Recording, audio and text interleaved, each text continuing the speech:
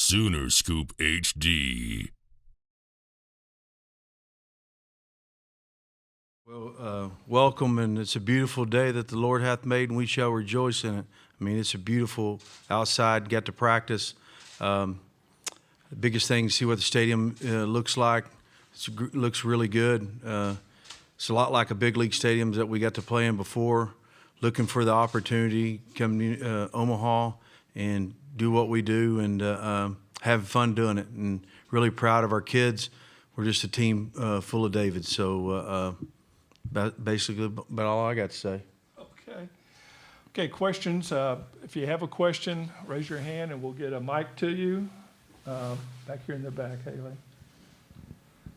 Mark Garland, CWS 247. Peyton and Tanner, you guys have been called a small ball team by the media. You guys both have some pop. Do you guys embrace the small ball moniker, or are you guys kind of like a little bit angry about that?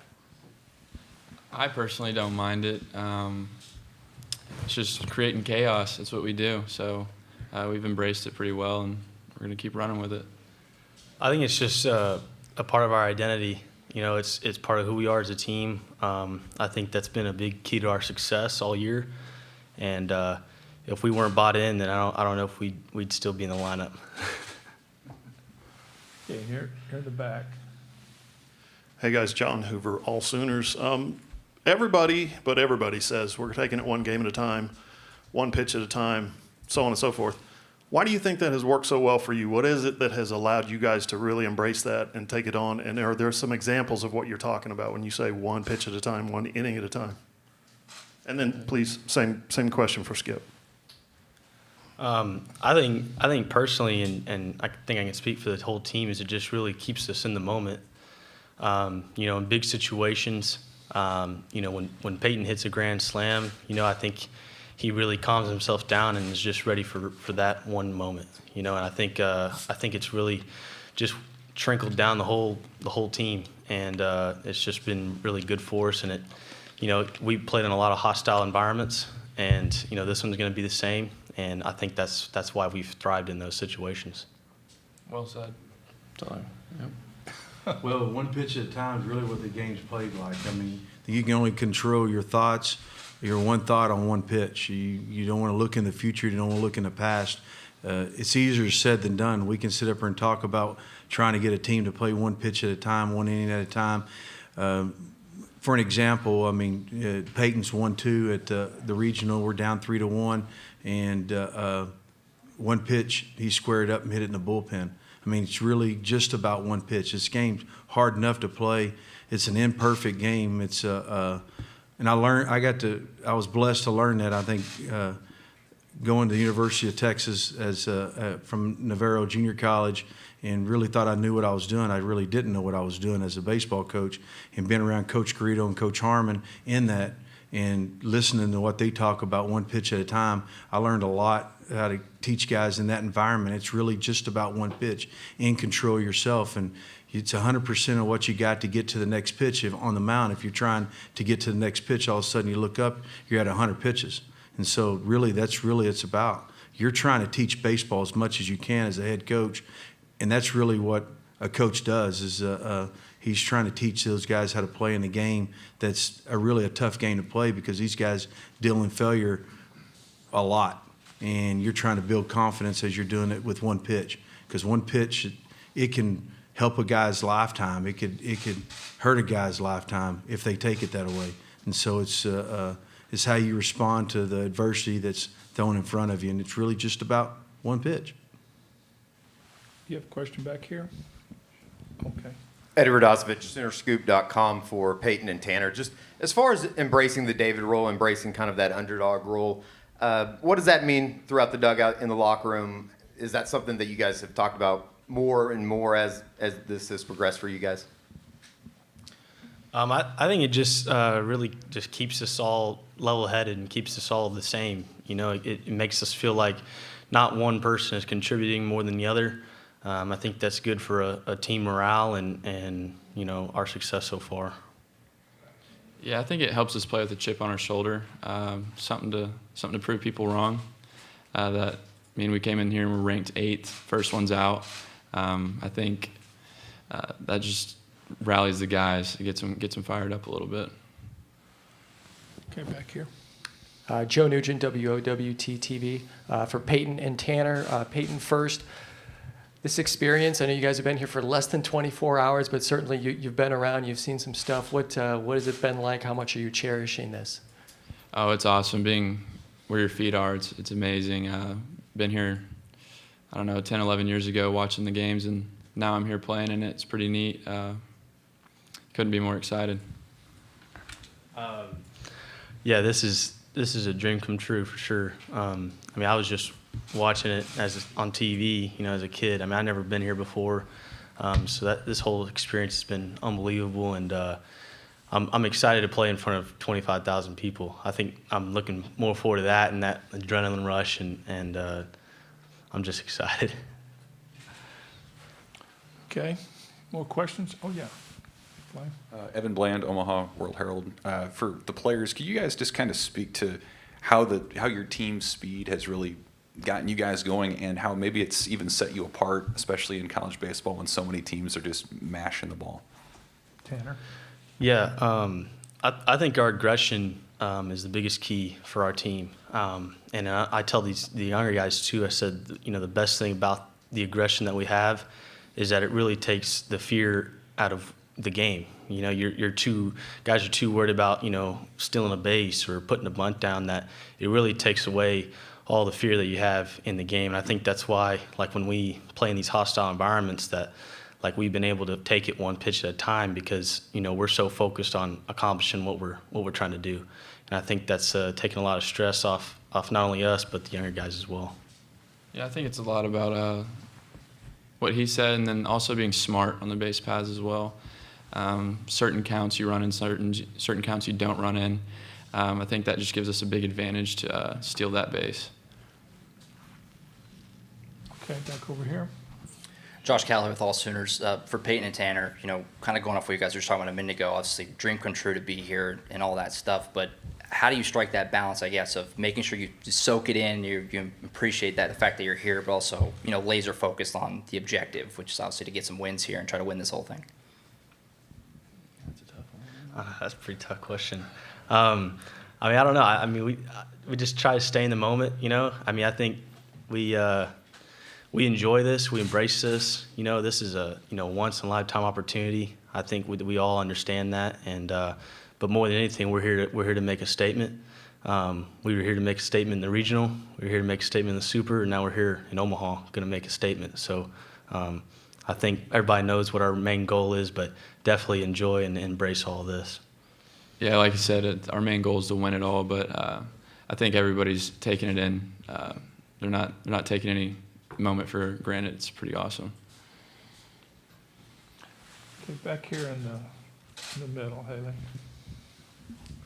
Lee Benson from KWTV in Oklahoma City. For Peyton and Tanner, you've already kind of touched on it a little bit, but I know a couple of years ago the coaches mentioned that he thought that was an Omaha type team and didn't get a chance to make that trip, didn't play the season. So is there maybe some more cherishing this opportunity to know that you guys get a chance to do it now? Because it could have been a once-in-a-lifetime thing. Then also, have you heard from any of your other teammates that maybe were involved with that 2020 season, but now are saying, hey, go win it this time?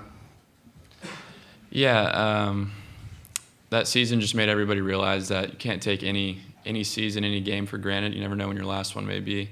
So we're blessed to be here, and all the guys from that team, they've sent us videos, texts all the time. Go get them. So it's awesome. Okay, right here. Jacob Timian, MavRadio.fm. This question is for Coach, and we kind of touched on it already. We're going to hold off on players, just the players right now. Okay. Okay. Do you have any other questions for our student athletes? Okay, back here in the back, John. John Hoover, All Sooners. Peyton and Tanner, could you comment on your pitching and how it's elevated in the postseason? How those guys, whether it's one, starting, closing, it seems like everybody's had a big role in the way you guys have played in the postseason, and I presume that's the plan moving forward. Yeah. Skip does a really good job with the pitchers, teaching the same stuff, really, taking it one pitch at a time. But, you know, Skip says it too, but I believe in it too, is that our offense is really complemented for our pitching. And, you know, I think when we're rolling offensively, we really give them confidence. And, you know, like Skip says, pitching in the lead is a lot better than pitching without one. So I think, you know, they just gain confidence from that. You know, I think our pen, we have a lot of level-headed guys that don't get too high or too low, you know, not too high in emotion, which I think is good. I think that's good. It keeps you locked in and stay in the moment. And, yeah. Peyton? Yeah, our starting pitching's been nails pretty much all year. The pen, like you said, we've got guys in there that can get the job done. So, I mean, we never really stand out in the field and worry, oh, is this guy going to get him out or is he going to give up a run? We're pretty confident in those guys, especially Trevin Michael. He's been phenomenal this year. Okay, one last question for players, if anybody has one. If not, Eric, you're the contact, right?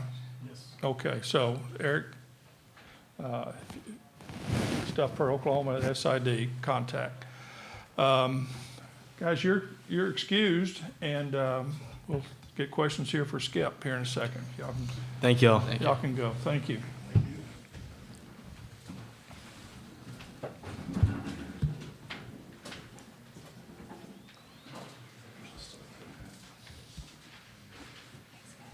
Thank you, ma'am.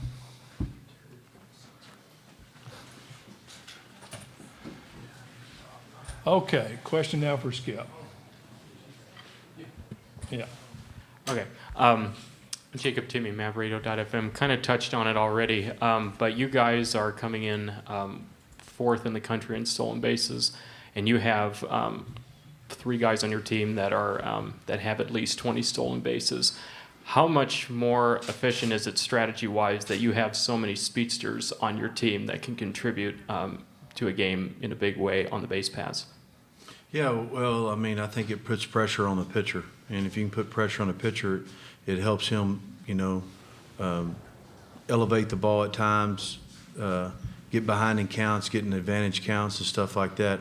Coach Overcash and Coach Van Hook and myself sat down during COVID and try to figure out how we need to get more athletic and try to put some pressure on some defenses, and then getting Reggie at, you know, this year, one of the best base running coaches around, really started the offense. And the good thing about what I do is I just go to practice, go down the tunnel, and go straight to the bullpen because I have a hard enough time teaching them how to throw strikes. So I think it's the fun in it, and our whole coaching staff feeds off each other of trying to teach kids how to play baseball, our type of baseball, and our identity, being aggressive.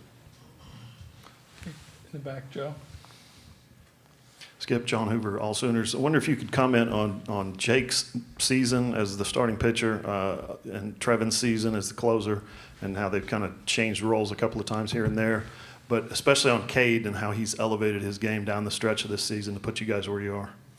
Yeah, I mean, to speak about Jake first, he's kind of like the poster child of what we try to do with the pitchers. Bring them in, put them in a plan of success as they develop in their career. And it shows you what our strength and our training staff's about and all the things that happen on our wagon wheel of culture. I mean, you look at what he looked like in high school and how his body changed with the strength and development going from our trainer, teaching him a routine of getting better every day. And then us as coaches trying to teach him to repeat his delivery. And he kind of took his own accountability to get better. And sometimes it works, sometimes it doesn't work for young men. But to his credit, he took over and did those things. It's been great. Trevin, on the other hand, was a transfer from Lamar. We knew what kind of we were getting. He's kind of a hybrid of he can start a game, he can throw 3 innings, he can close a game. He can do things that what you need to do as a closer. You got to be able to field your position. You got to be able to hold runners. You got to be able to throw 2 pitches for strikes, and he's done those things. Cade Horton, on the other hand, was a kid that came out of high school during COVID that was really highly touted as a two-way guy. Was a quarterback too. He unfortunately had had surgery after throwing live BP, hurts his arm on his fourth pitch he threw, and had some adversity. I'll never forget. We played Tulsa last year. We played Oklahoma State in Tulsa, and he went to the game. He had just got to having Tommy John, and a month later, and he's looking out the window. I knew what was inside the guy's chest by the way he was looking outside the window. He's a determined kid. We got beat that night. He didn't like that too much, and that just fueled his fire to get better. And again, going back to Luke Spitt, our trainer, and Tim Overman, our strength coach, to get him back. I mean, he's going on 15 months, and we had Cade Cavalli. He was a two-way guy as well, and we played him as a freshman, closed him, struggled a little bit. At the end of his sophomore year, kind of starting him. Going his junior year, was a starter, ended up being a first-round draft pick, and kind of did the same thing. We had to figure out, hey, we're going to have to take Cade off third. We're going to throw this guy in the Sunday row and just kind of let him build up. And he's gotten better every outing. I think he'll continue to get better every outing. And that just shows you the work that he puts in. I mean, he's the guy that wants to stay late and keep working. He wants to come early and keep working. He's a former quarterback of a good football team at Norman High School, and I think that really shows his leadership skills. Okay, back here in the back. Coach Ben Peck with CAGS, just having gone up against Jim Sauchnagel in the Big 12 for a few seasons, just what have you not only made of what he's been able to do in his first season there at A&M, just a quick rebuild, and then I guess as a secondary follow-up, are there any aspects, characteristics of some of those TCU teams that you've been able to see with this A&M group he has? Yeah, I mean, they're offensively, they're really good. They're going to grind at bats out. That's what his teams did at TCU. He's done a great job. I mean, in this world we live in today with the portal and all the stuff that goes on in college baseball, he's done a really great job of getting a bunch of guys together, get a great coaching staff. The resources that been provided has really helped him. Not that he wasn't a good coach before. I mean, it just shows you what he's about, and we're looking for the opportunity to go out and perform against him. It's going to be a fun day. Okay, Travis. Travis Brown with the Bryan College Station Eagle, Coach. I know your guys called your offense creating chaos. How do you feel like that works for y'all in this matchup against A&M, which pitching staff and defense have been kind of up and down at times? Well, I mean, you never know in this environment. You think you really know what's going to happen in this environment. I've been here before. You don't really know. You just got to go out and trust what they're going to do. I think the difference in what we're going to do, we're going to be who we are. I mean, that's just what we do. And if it works against A&M, it works. If it doesn't, it doesn't. We'll wake up tomorrow, God willing, and do what we do. Okay. Mitchell Kutcher, CWS 247. Coach, you're a team that doesn't rely on the long ball. How will that help you find success here in Omaha? Well, I mean, you look at this ballpark; it's built like Yellowstone. I mean, it's a big ballpark. I like big ballparks. At Navarro College, when I was in a junior college, it was a big ballpark, and it's about throwing strikes and playing defense and taking advantage of the other team's mistakes at times. And really, that's what baseball is about. Do you ever win at baseball? I mean, you don't. I mean, it's really making a lot of teams making other mistakes. That's how you end up winning. So sometimes it really reveals your character. That's what's awesome about baseball. Okay, once again, Josh. Yes, Josh Galloway with All Sooners. Just along the same lines of what I asked Peyton and Tanner, just about soaking this in, but also staying focused. Obviously, you know as well as anybody how hard it is to get here, but then also how great it is, to play in this event. Just what is your message to the guys in that area in terms of make sure you appreciate this, but also keep focused on what the goal is? Well, the biggest thing is when you're getting ready for a baseball game, you're on a mission. All the other things can be a distraction, and I was blessed to learn that from one of the best baseball coaches, if not the best college baseball coaches in the country. So what you got to do is ground yourself, and really what Tanner talked about is being in the moment. Understand like, hey, we're fixing to practice. let's get together, understand what we got to practice for our 50 minutes, which is really unusual to have to wear turfs on a baseball field when you're usually practicing in spikes. So that was really unusual. I wonder if they wear sandals when they go to the big Final Four to do their shoot around. So, I think that you got to be focused on what you got to get focused on in that moment, on that one pitch, and then all the other distraction. Whatever the game happens, if it's a happiness or sadness, whatever happens, you got to flush it and get to the next pitch. We talk about that. We've got to live that as coaches. We got to talk to them about it as much as we can. Okay. Edward Oswich, Soonerscoop.com. I don't think you guys have run as much maybe in the postseason, but from a pitching aspect, is that something that has to be in the back of their minds, just as far as what you guys have done with your running this year? Well, I think the difference, Eddie, is if you go back and look at it, when you get in this type of environment and you get further down, teams are more equipped to stop you. And you've got to figure out a way how to score that run. And so team, with being Florida or Liberty or whoever we've played, Virginia Tech, they're more equipped to stop some of the things that we did. It wasn't necessarily us we don't just go to first base and all of a sudden just go to second base. I mean, there's ways that we have got to look at it. And so I think that's more of the opportunity. We're going to be aggressive. I mean, that's who we are. And if we make the out, then that's going to happen. But we're going to be aggressive. Travis again. Hi, Travis Brown with the Bryan College Station Eagle. Coach, sorry if this has already been announced, but have you made a decision on starting pitcher, and what goes into making a decision on a first game pitcher in the College World Series? Well, my dad passed away, Travis, in 2011. He had a cowboy hat. That's how he paid his bills. They were in a cowboy hat. He just pulled it out. That's what I'll be doing. I'm going to put all their names in a cowboy hat, and I'll pull it out and find out who's going to pitch tomorrow. Is it a big hat or a small hat? It was a cowboy hat. Okay. Banana leaf. Any other questions for Skip? Okay, here, back in the back there. Coach Lee Benson from KWTV in Oklahoma City. In your experiences in this tournament, is there any advantage or disadvantage or nothing at all to playing in the first game of the tournament like you guys will be on Friday? Not that I know of, Lee. I mean, it's not like that you have magic dust you can throw on top of them, and all of a sudden there's something else. I mean, I'm glad that we're kicking it off. It's good. They can go out and play their game and do what they do and see what happens. Okay. Any other questions for Skip? Yep. Eddie? Edward Oswich, Sooner Scoop.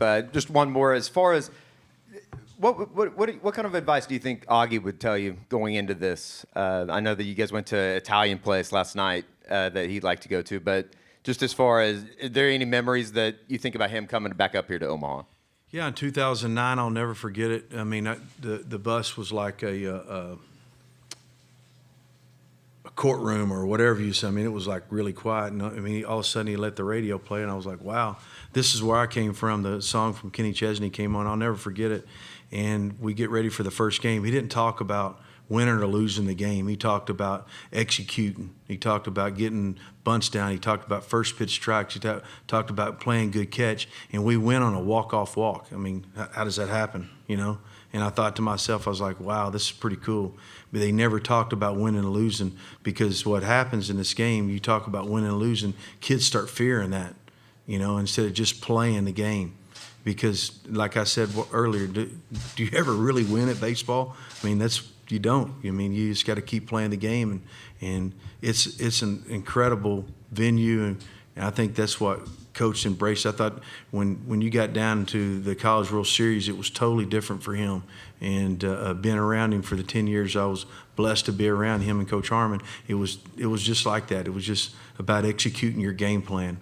And I've heard Venables talk about that. I heard Lincoln Riley talk about that. I've heard Barry Switzer talk about that. And I mean, all the good coaches, Gene Stevenson's here, I've heard those guys talk about all those things. And you learn from all those guys. I mean, that's what you do as a head coach. And I'm really blessed to be under those guys and learn from them.